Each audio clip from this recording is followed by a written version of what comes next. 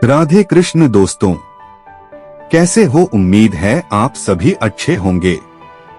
हमेशा की तरह आज फिर हम आपको एक और कहानी सुनाने वाले हैं। उम्मीद है आपको कहानियां पसंद आती हैं। कमेंट करके जरूर बताना आपको कहानियां कैसी लगती है। रुको और सोचो, क्या तुम भी यशवर्धन जैसे हो, जो हर किसी की मदद करते हैं अपनी ही कीमत पर?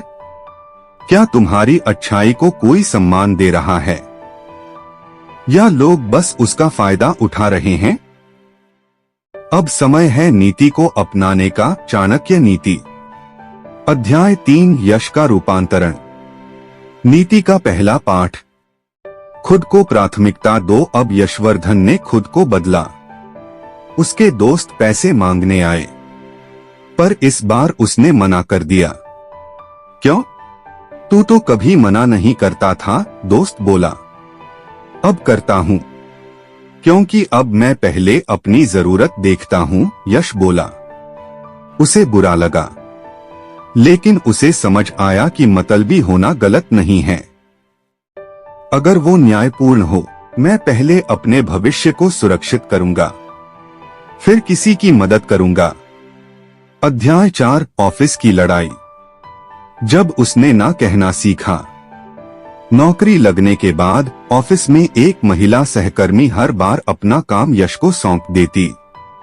पहले वह चुपचाप करता रहा, फिर एक दिन उसने साफ मना किया, अब मैं तुम्हारा काम नहीं करूंगा।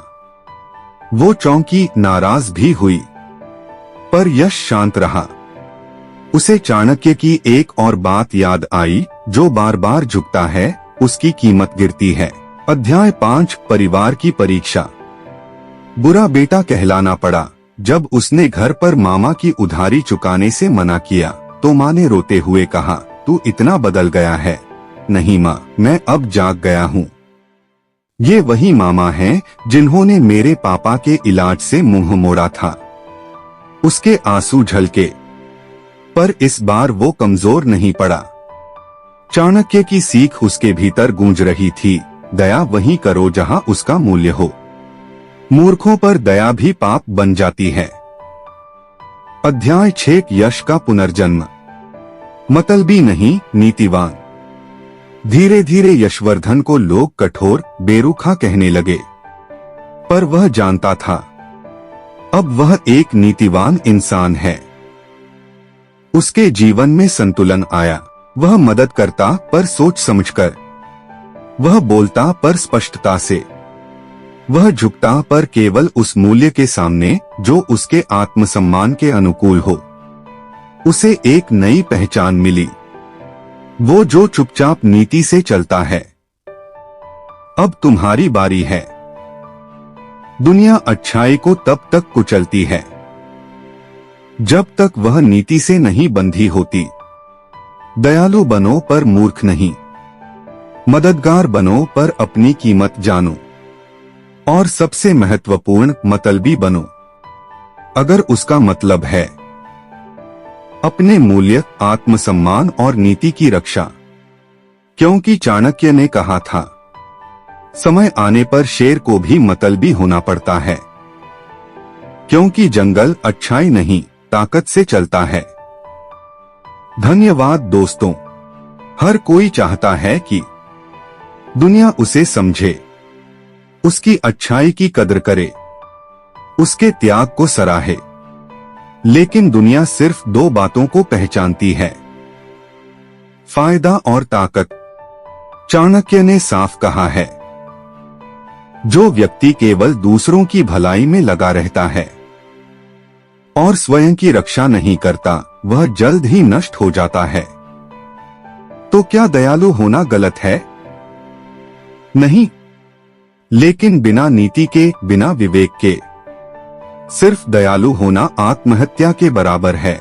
यह कहानी एक ऐसे युवक यशवर्धन की है जिसने बचपन से ही सबके लिए अच्छा बनने का प्रयास किया, पर अंत में उसे समझ आया कि दुनिया को जीतने के लिए मतलबी नहीं, नीतिवान बनना पड़ता है।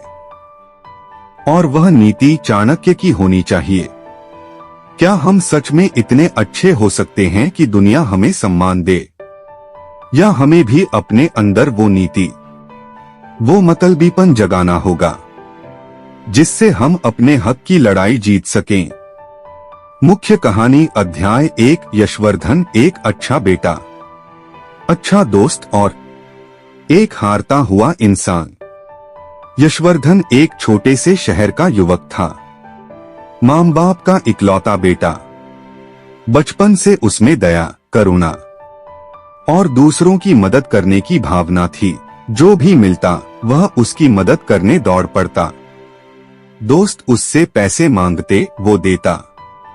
कोई पढ़ाई में पीछे होता, वो रात भर जागकर पढ़ाता। माँ कहती, बेटा तू भगवान का भेजा हुआ फरिश्ता है। पर एक दिन जब कॉलेज के अंतिम वर्ष की नौकरी के इंटरव्यू में उसके दोस्त ने उसे धक्का देकर खुद की सिफारिश करवा ली, तब यशवर्धन के भीतर कुछ टूट गया। जिसे मैंने किताबें दी, नोट्स दिए, रातें काटकर पढ़ाया, वही मेरी जगह ले गया। उसने खुद से पूछा। अध्याय 2। धोखे की शुरुआत। और चाणक्य का पहला सूत्र घर आया तो माँ ने पूछा, क्या हुआ बेटा? कुछ नहीं माँ, दोस्त को नौकरी मिल गई। यश ने मुस्कुराते हुए कहा, पर उसके अंदर कुछ चुभता रहा।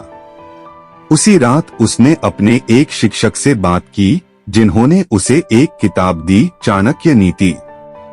पहला ही सूत्र उसने पढ़ा, जो दूसरों की भलाई में अपना नाश करता है वो मूर्ख है।